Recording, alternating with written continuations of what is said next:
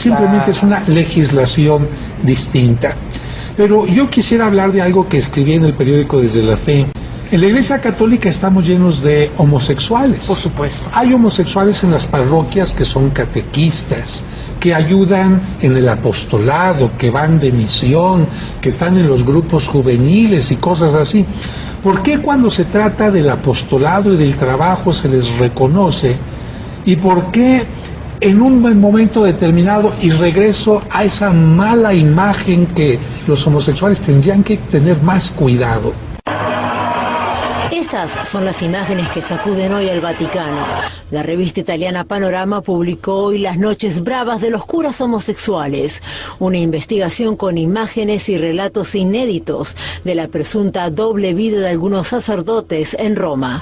Un cronista y un cómplice infiltraron con una cámara encubierta el ambiente homosexual en Roma y descubrieron a 3 sacerdotes, 2 italianos y un francés, que de noche participan en fiestas gay, tienen relaciones sexuales con acompañantes del sexo masculino y de día ofician misa.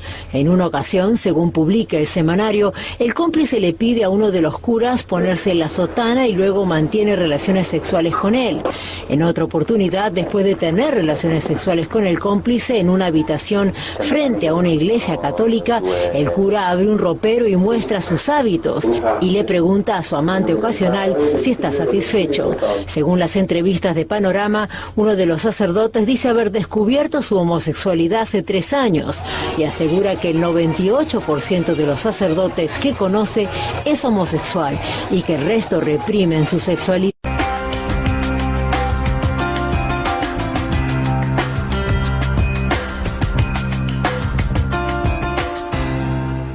Continuamos con el padre Alberto Cutié. Alberto, vamos a hablar de los detalles de Ruama, que le dicen Bunny, para aquel que no sabe, es el nickname de la esposa del padre Alberto, la mafia rosada. Cuando tú dices que hay una mafia rosada, yo te voy a citar unos cuantos pasajes del libro y tú me vas a abundar. Tú dices, hay una política de don't ask, don't tell, que es la misma que tiene el ejército norteamericano con los homosexuales. No preguntes y no digas. Si tú no dices, yo no pregunto, y viceversa. Hay una mafia rosada que protege a la Iglesia Católica y esa mafia se compone por gays, sacerdotes que viven en el closet y que ocupan todos los niveles de la jerarquía eclesiástica. También dice que esta mafia rosada promueve su propia agenda y que suelen ser las mismas personas que muestran tendencias homofóbicas en el público o en el confesionario. Además, los amigos reciben las mejores parroquias, son nombrados monseñores y ascienden a ciertas posiciones. Y hay un obispo que es conocido como la Reina del Sur en una diócesis. Pero wow, para los hermanos católicos que nos están mirando, que aman a su iglesia, esto tiene que ser muy fuerte. Yo la amo. Abunda. También. Sí, yo también amo esa iglesia. Amaste. Yo creo que cuando uno critica sin fundamento o dice las cosas sin fundamento, eso es muy malo. Como muchos titulares que han dicho, el padre Alberto ataca a la iglesia. Yo no estoy atacando a la iglesia católica. Yo creo que estoy diciendo experiencias que yo viví durante casi 25 años discerniendo, preparándome y viviendo el sacerdocio. Esto no es un ataque sin fundamento. Esto es lo que yo viví y lo que vi con estos ojos. Pero nadie se atreve a decir esto. Bueno, es que Alberto. nadie quiere pasar 8 años en un seminario para vivirlo. Nadie quiere aguantar palo, no, durante 15 años de aguantar cosas. Y no solamente eso, esto que yo digo no se aplica a todos los sacerdotes. No, claro. Pero ciertamente se aplica a un grupo de sacerdotes que tienen mucha influencia. Y usted le pregunta a casi cualquier sacerdote, no solamente en Estados Unidos, América Latina, y te dicen, sí, realmente es así. Hay gente que usa la posición y la situación para proteger a otros que están en situaciones similares. Esto ha salido en los... Le voy a decir algo, el padre Alberto no es el único que ha escrito este libro. El padre Daniel Cousins, que fue profesor 40 años en Baltimore, escribe. El padre Richard Sipe, monje que ahora es psiquiatra, habla sobre este tema. Pero Cousins dice que el 60% de los sacerdotes católicos en Estados Unidos son homosexuales. El 60% de los católicos, de los sacerdotes católicos en este país son homosexuales. Lo practiquen o no lo practiquen. Ya hay una gran hipocresía. Eso lo dice el padre Daniel Cousins. Sí, en su libro. Y te voy a decir algo, a mí no me molesta, de hecho, que los sacerdotes sean homosexuales. Lo que me molesta es que por un lado digan, no seminaristas homosexuales, como ha dicho el Papa Benedicto, no sacerdotes homosexuales en la iglesia, cuando él muy bien sabe que hasta en los más altos niveles del Vaticano existen sacerdotes pero homosexuales. Alberto, es que la Iglesia Católica condena el homosexualismo, como también lo condenan otras iglesias, pero hablemos de la católica. Dicen que es intrínsecamente desordenado. Entonces tú no puedes decir, en mi opinión, que un ser humano creado por Dios es intrínsecamente desordenado. Porque yo creo que eso en sí es un desorden. O sea, si Dios nos ha creado a todos diferentes, si tú ves los árboles y todos los árboles son diferentes, y ves las aves del cielo, y ves el mar, y ves todo, y todo en la creación es diferente, porque un ser humano que tiene orientación homosexual es intrínsecamente desordenado. Pero aparte de eso, estamos hablando de la gran hipocresía que demuestran estas palabras. Si tú me estás diciendo que hay un obispo que le dicen la reina del sur y que en el seminario había un alto grado de homosexualidad en el que ya tú estuviste y de promiscuidad, y que el rector tenía un amante seminarista, esto está en tu libro, y que el obispo tenía algunos amantes seminaristas, por favor, estamos hablando de unos niveles de hipocresía espantosos. ¿O no? Yo no diría que es espantoso, fíjate, yo diría que es parte de la cultura. O sea, como que se adaptan a esto, y es lo mismo del gobierno norteamericano con el ejército. Don't ask, don't tell. Mientras que no salga y no se diga, no es un escándalo. Déjame darte un ejemplo. Ahí yo digo, en una pizarra bastante fuerte, sale el rector un día y mira la pizarra y ve que un joven que habían votado del seminario por una situación de homosexualismo, le dan un alto cargo en la diplomacia vaticana, y eventualmente él sigue subiendo. ¿Y cuál fue la reacción del rector? Dice, ¿con qué cardenal se habrá acostado para llegar a esa posición? Eso fue un rector de un seminario delante de un montón de seminaristas. Es una frase muy fuerte. ¿Cómo? Espera, repítemelo otra vez. ¿Con qué cardenal se habrá acostado para llegar a esa posición? Ese fue el rector del seminario mío, delante de un grupo de seminaristas que la mayoría somos sacerdotes hoy día. ¿Y qué tú pensaste en ese momento? No, gente, yo tenía 19, 20 años y decía, ¿qué está hablando él? No, para mí los cardenales no se acostaban con nadie, ¿no? Y para mí también. Y entonces eso era un poco doloroso. Doloroso para un hombre joven que tenía esta imagen idealista de la iglesia.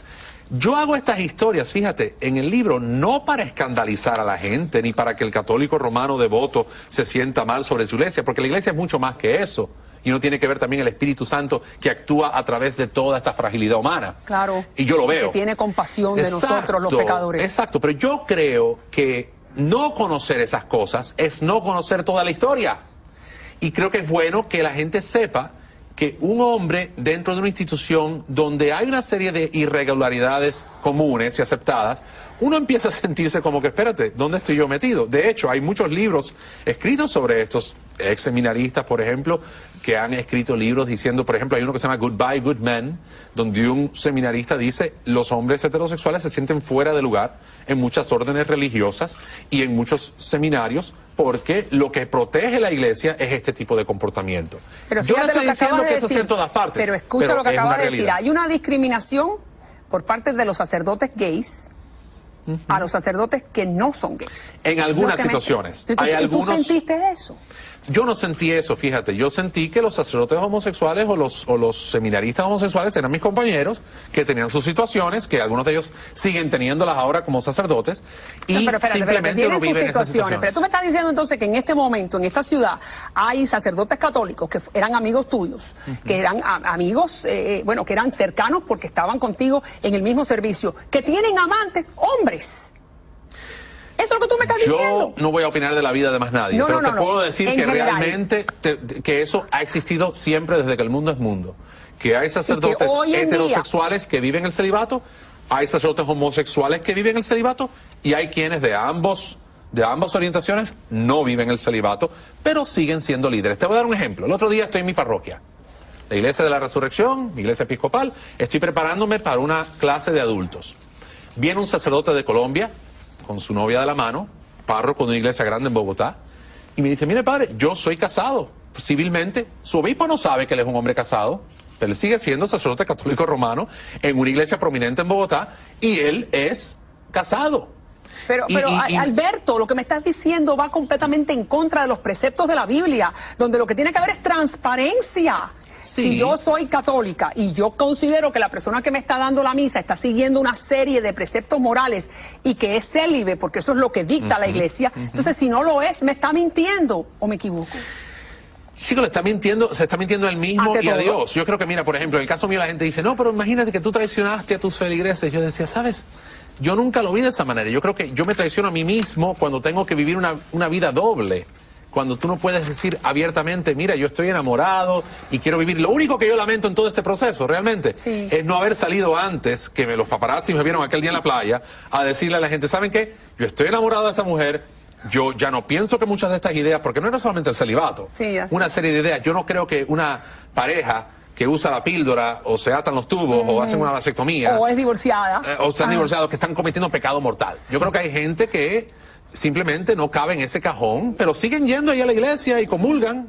Bien. Y yo te digo, está bien que comulguen, pero la iglesia dice que no pueden, porque casi todo el mundo tiene un problema. Si tú usas in vitro para tener hijos, tampoco puedes tener la comunión, porque es... Y vamos a hablar de ese momento de la iglesia, de la playa, que bueno, todos lo vimos, y vamos a ir ahí próximamente, pero háblame un poquito más de cuando estos sacerdotes que tú me estás diciendo que algunos de ellos llevan una vida homosexual, le niegan la solución a los gays, a las lesbianas, que vienen pidiendo algún tipo de sosiego porque se sienten en pecado. Esa es una historia que yo cuento en el libro, que fue real. Yo estaba en un confesionario un día y me acuerdo que una joven, creo que de buena intención, vino y me dijo, mire padre, yo estoy luchando con esto, esta es mi situación, esta es mi orientación.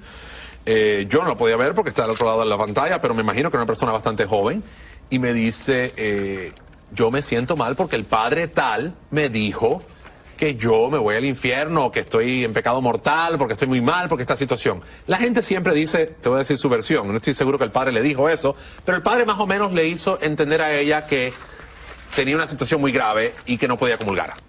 Y cuando me preguntó a mí, y le digo, bueno, ¿y qué pasó? ¿Cómo fue que pasó esto? Porque empezó a llorar y eso. Le digo, pero porque era una ¿quién niña te gay dijo que esto? Se sentía lesbiana. Y sí, de repente me dijo el padre tal, y me dio el nombre del padre. Y de verdad, yo no le dije nada a ella.